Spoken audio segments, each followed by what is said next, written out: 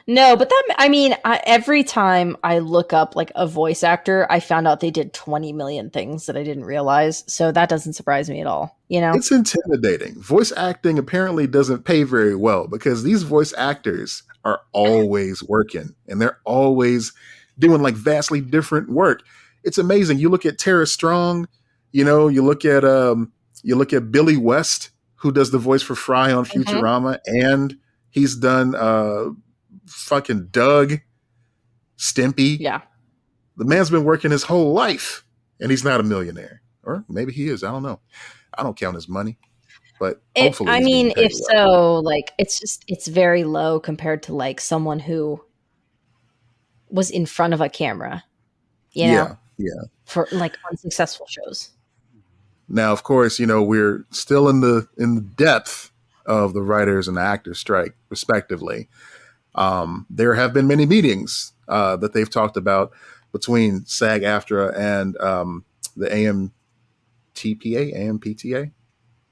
Yes, I yeah, believe we'll so. say that. Okay, yeah, there have been continuing talks, but nothing has come to fruition yet. Nobody's willing to budge. Yeah, bitches. Mm-hmm. Mm-hmm. So for us on the sidelines, you know, just keep on stacking up that to watch list. Just keep on figuring out what you're gonna do this fall when all your favorite shows are in reruns or animated. Yeah. We started watching Survivor, which I told you about off mic, but You yeah. did. And I Yeah, told not you like off mic. yeah. I told you off mic that Survivor is the crux of television shows. Yeah, would you like to elaborate on that? Because everything you said about Crocs on that previous episode, you could absolutely say about Survivor. Survivor is Okay. the drive-through food. It is the McDonald's of television.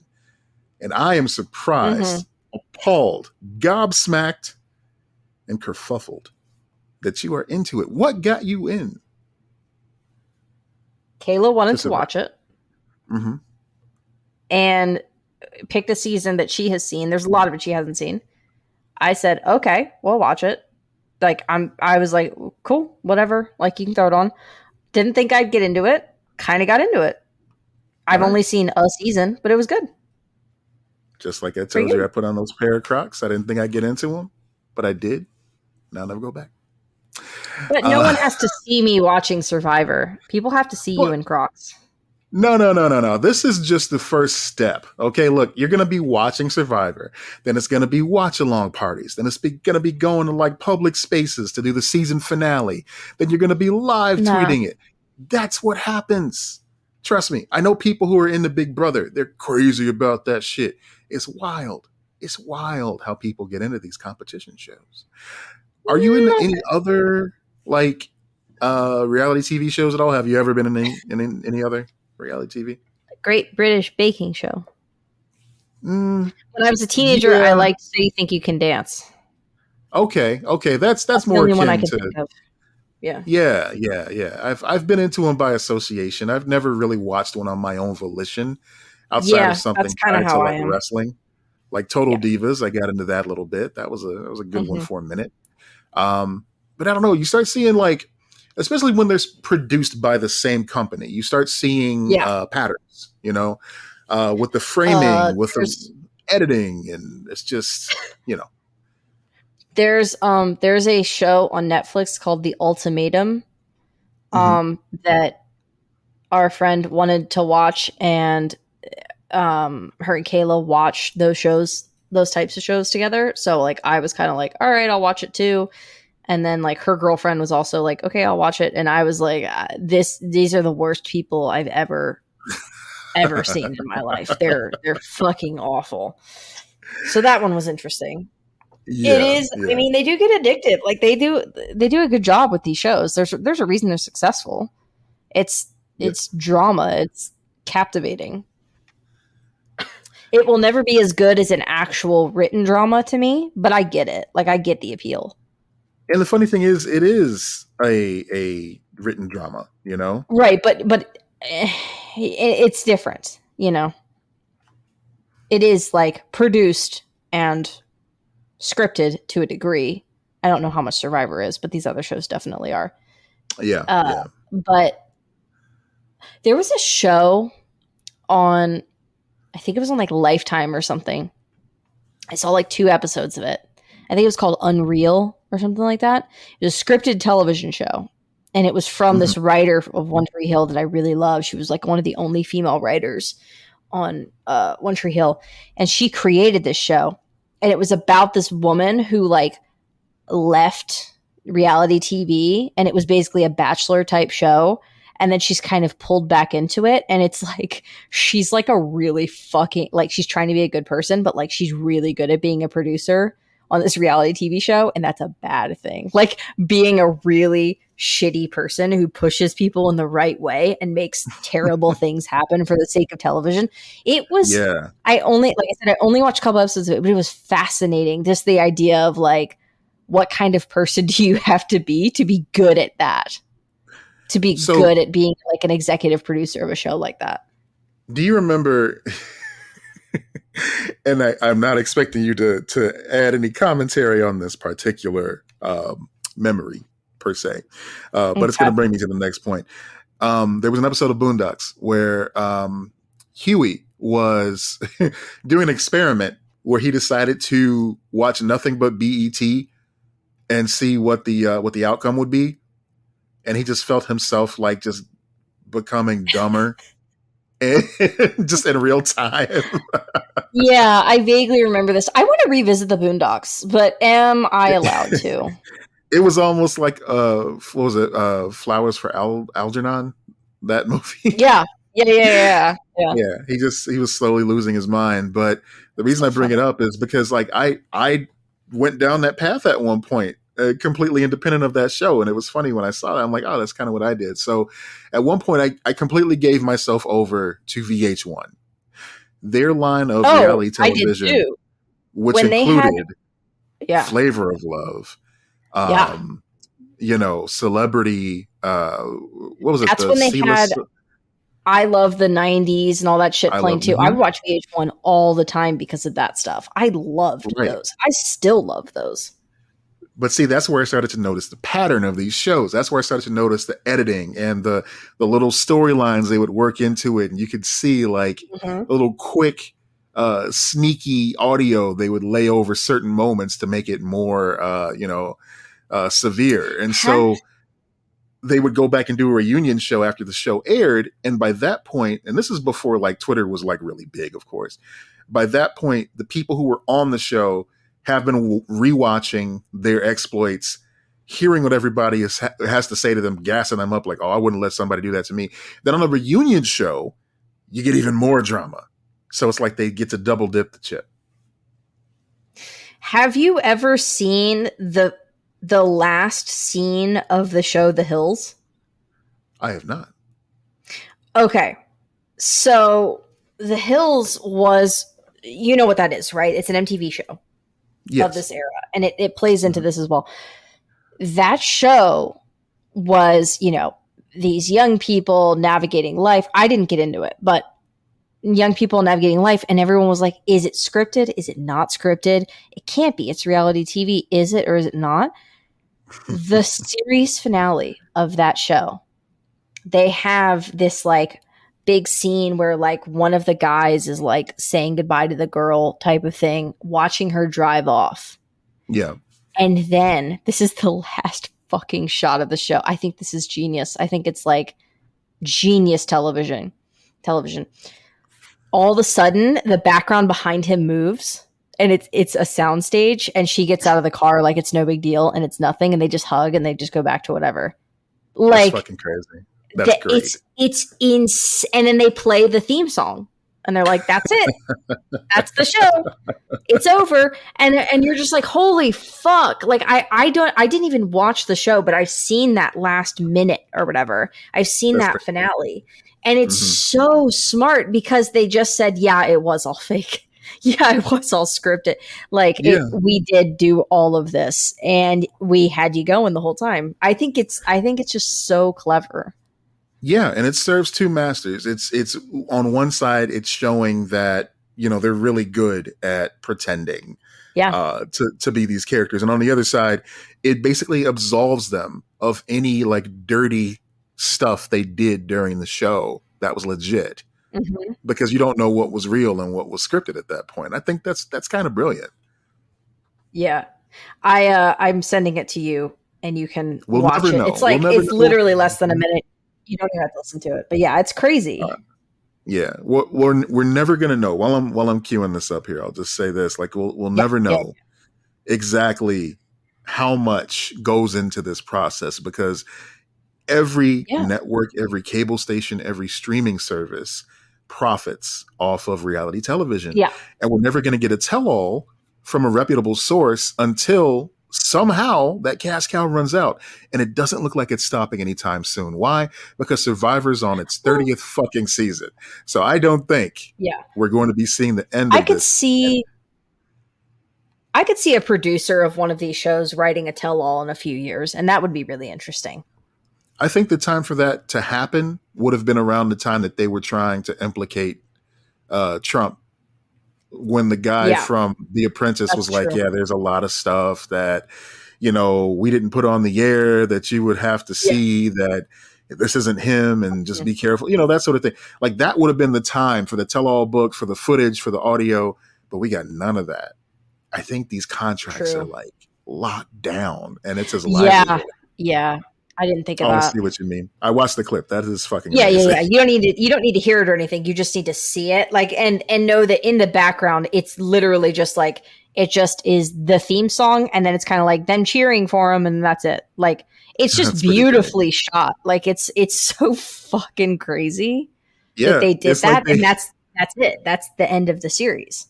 it's great. They gave the guy an out, and well, they gave the Yeah. whole cast an out. Basically, it's wonderful. Yeah. Well, to quote the great Q-Tip, the doors have signs with "Don't try to rhyme with." VH1 has a show you can waste your time with. Mhm. Guilty pleasures take the edge off reality, and for a salary, I'd probably do that shit sporadically. Yeah. So we're not Yeah. above reality TV. We're just not. Mm-mm. Nope. Definitely not. Definitely not. But speaking of television, we lost a couple of big names over these past couple of weeks here. One of which was featured heavily on a show that you were a big fan of. This Is Us. Ron Yeah. Cephas Jones. Mm. Yeah, that legitimately upset me. The fact that he Yeah. passed away. It made me want to go back and rewatch This Is Us, like, Hmm. which I do want to at some point. Yeah, that show. I watched I watched that show with my dad every week. That was a show with Hmm. my dad. Yeah. And we watched the finale, the series finale. I waited till he got out of the hospital when he was diagnosed with cancer, Oh and we watched wow. the series finale together. Hmm. Um, so that show is so like special and linked to him to me, and it always will be. But it is very much about the cycle of life, and Yeah. yeah, seeing someone pass away who was a big part of that show, who was such a wonderful, beautiful character, is incredibly sad. He he was born in New Jersey in 1957. Of course, like I said, him from This Is Us, but he also in 2015 it seemed like he was in everything. Just looking at the list here, he was in Mr. Robot as Romero. He was in that Netflix special called The Get Down, or as a miniseries Mhm. rather, Yeah. as Winston Kipling. He was in Luke Cage as Bobby Fish. This Is Us, of course, and just many, many other things. Of course, he was on all the cop shows coming up in his career. He was on your Law and Orders, your NYPD Yeah. Blues, But that like sort of thing. I think he's a testament too to like he was a working actor for so many years, but he really found a lot of success later in his life, later in his career. Absolutely. Yeah. And Yeah. I think that anytime we see someone who does well later, who just like is a working actor, but then reaches that level older, like that's a testament to like just keep going. You never Hmm. know. You never know when your moment will come. He was 66 years old. Apparently, he had a long-standing pulmonary issue that he finally succumbed to. Um, yeah, he even did some work, voice acting work. He was a character in Madden 19 and some other things as well. Spent a lot of time in Chicago. So, shout out to Ron Cephas Jones. He's a great man. Yeah. Somebody else that we found out about today, just before we went on, and it's somebody who I'm a big fan of. You know, there's a lot of wrestlers out there who have done some amazing things, who have done a lot of memorable things on and off camera. But Bray Wyatt, he was something else, man. Like, he basically took a character of a cult leader and turned it into something tangible on wrestling television. So he had this group called the Wyatt family. And what he did was he built this character as just like this cult leader who lived in the woods, who had some, mysterious, maybe supernatural powers that were never really fully fleshed out. But when I tell you that every time he got on the microphone and he had to cut a promo against his opponent and really just sell a match and get people interested in it, he had a way of weaving his words that would almost hypnotize the crowd. And he called them his fireflies, right? So when he would come out to the ring, he would have a lantern in his hand. And, there'd be smoke all around him and everything. And this slow song would be playing. And everybody had up their cell phone, flashlights or whatever as his The flashlight, fireflies yeah. as he was coming out. Yeah. And it was That's just, cool. it was an amazing, Do amazing they act. And, So I saw that he passed away, but mhm. do they know what he passed away of? Well, yeah. So his family, they have a long history in wrestling as well. They go back to, the territory days, in the 60s and 70s. His father was, uh, I believe, William Rotunda, who was a character IRS who teamed up with the $1 Million Man, and they got a close relationship with WWE. Um, and they mentioned that Bray's a very private person, but they finally revealed the reason why he was seen so sporadically over the past few years is because he was having a hard time battling COVID. And Oh God. like I said, his family kept it very close to the vest, because wrestling is a very competitive thing back behind the scenes too. So if you show any type Yeah. of sickness or any type of instability or something that they can say, oh, we can't count on this guy, they move on to the next one. So he tried to keep it a little close to his vest, but they thought that he finally overcame it. He had a match at last year's WrestleMania event, which is their big Super Bowl event. And, Yeah. he had his character. His brother was another character, his in real life brother. And finally, because of his fight with COVID, had weakened his immune system so much, he had a sudden heart attack, and that's what Oh led my to his God. passing. So yeah, he Jesus. leaves behind a wife and two children. Like I said, his brother, and a legacy that unfortunately is we didn't see fulfilled with the culmination of this story he was weaving. I mean, he was a big horror movie aficionado too, so he took a lot of things from horror culture and put it into his characters and stuff too. One of the other members of his team, when he was the cult leader character, um, his name was Brody Lee, and this guy, when he was coming up, he bore a striking resemblance to Jason Lee, the actor, from Mallrats and everything. Okay. So he made his wrestling name Brody Lee. He died of a sudden illness just a couple years ago as well, and so it's just sad to see these powerful men falling so early in their life. He was only 36 years old. 36.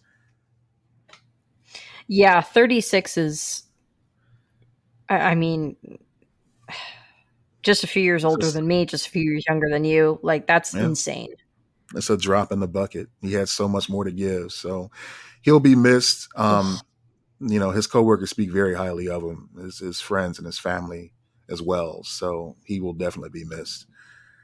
Yeah, yeah. That one hit me kind of hard. I mean, I know these guys have a Yeah, I limited get it. time on Earth because they're literally throwing their bodies around the ring and everything like that. But for him to have succumbed to something like COVID related health issues, it makes it even more sad, Yeah. I Yeah. mean, it's terrible. And earlier I was like, I messaged you. I was like, we can talk about wrestling on the pod. Like, because I saw that and I was like, that's terrible. And I'm glad that, you know, Yeah. the Yeah. And community is appreciating yeah, him so much right now. for sure. For sure. I didn't believe it when I saw it at first. First of all, because it was on Fox News, um, I wouldn't but one of the either. Yeah. CEOs, Like someone so young. yeah. Like we've seen Trump's mugshot going around today too. There's been like 3 different versions of it. So who knows? But Hmm. yeah, yeah, that was Yeah. legit, unfortunately. So yeah. Hard one to end things on.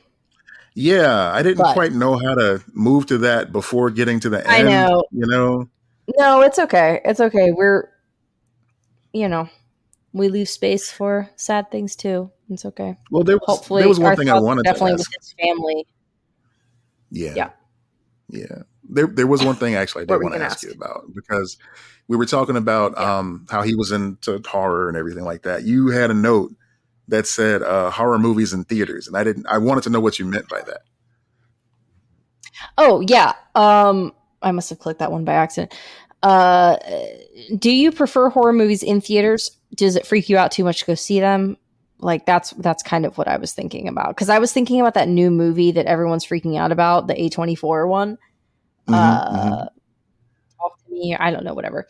And how people are saying like you should see it in theaters and everything. And I was like, I kind of want to see it in theaters, but I don't always go out of my way to go see a horror movie in theaters, even though I I like it. can agree with that. Yeah, yeah, I can agree with that. Like, if there's a horror movie that I'm not sold on, that it's just like, hey, let's throw this on, then that's fine. I can watch that, at home or whatever. Like those Yeah, VHS that's pretty movies, like easy. those definitely. I was just Yeah, like, yeah, let's watch these at home. But something yeah, like Get Out, I had to see at the theater. I knew that was going to be yeah. I like saw that. an event, Oh, and I'm trying to think of what else. It's not really a horror movie exactly. It's kind of like a sci-fi horror, but Cloverfield, that first one. I'm glad I saw that oh at the yeah, theater. yeah. That was Yeah, a good one. because that one you had to pay attention. Like you had to be looking at the screen the whole time. I think to really Well, grasp the gravity of it versus looking down at your they phone and also, yeah, they also built an entire like background to that. I remember the viral marketing for that was insane. Like it was so I love cool. that. I love that sort of Yeah. thing. Like that'll bring me to a theater. If there's a good viral marketing campaign that literally That like was sincerely that was ties one of the in, yes. first ones. That was one of the first ones I remember it being like a whole thing and I was like, "Holy shit, this is crazy."